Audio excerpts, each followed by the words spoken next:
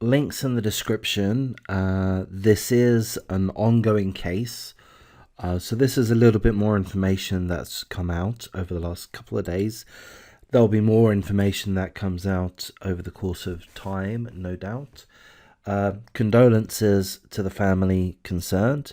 This does involve the brutal murder of a woman. So we'll have a look at that. Missing United States woman photographed inside a cage was killed and dismembered. 2 United States men have been charged with first-degree murder after human remains have been found at a southwest Missouri home were identified as a missing woman who was photographed partially nude inside a cage. James Phelps and Timothy Norton were also charged with abandonment of a corpse after DNA tests positively identified the remains found at Mr. Phelps's home near Lebanon as 33-year-old Cassidy Rainwater. They identified her as being 33-year-old Cassidy Rainwater. Mr. Norton's lawyer, Brendan Twibble, told the Springfield News the charges were expected and Mr. Norton will plead not guilty. Mr. Norton and Mr. Phelps were also charged with abandoning a corpse in addition to the first-degree murder and kidnapping charges. Mr. Norton is set to appear in court next Tuesday, Mr. Phelps this Friday. Both of them have been jailed on a kidnapping charge since mid-September, when photos of Miss Rainwater, partially nude and in a cage, were found on Mr. Phelps's phone. There is James Phelps.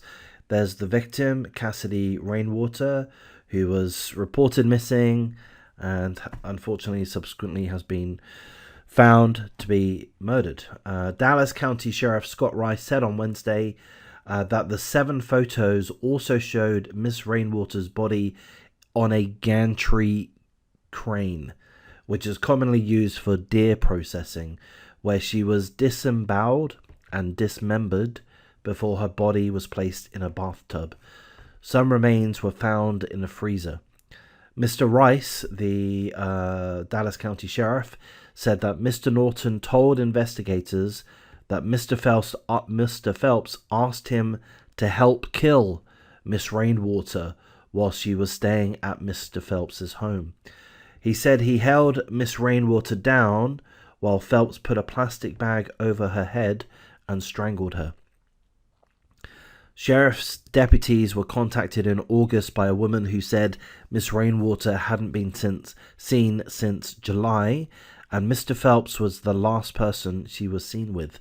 In September, Mr. Phelps twice told investigators that Miss Rainwater was staying with him while she got on her feet, but he said he hadn't seen her since she left about a month ago and that she was going to Colorado. Digital evidence found at the scene revealed messages between Mr. Phelps and Mr. Norton planning Miss Rainwater's death. Some skeletal remains believed to be Miss Rainwater were located on the adjacent property. On October the 4th, a fire that investigators have ruled as arson destroyed Mr. Phelps's home. Officials investigating the fire found 2 explosive devices made with mortar tubes and balloon covers with tripwires attached near the home. Investigators have no evidence to indicate that any other victims are associated with Mr. Phelps and Mr. Norton. So there's the story. So in essence, seemingly according to the details in this article and others, this is the ringleader, I guess you would say, or the main culprit, allegedly, James Phelps. Miss Rainwater went missing in July, and seemingly, according to telephone messages, Phelps contacted his friend Timothy Norton to help kill Miss Rainwater, which seemingly they did, and subsequently dismembered her and disemboweled her.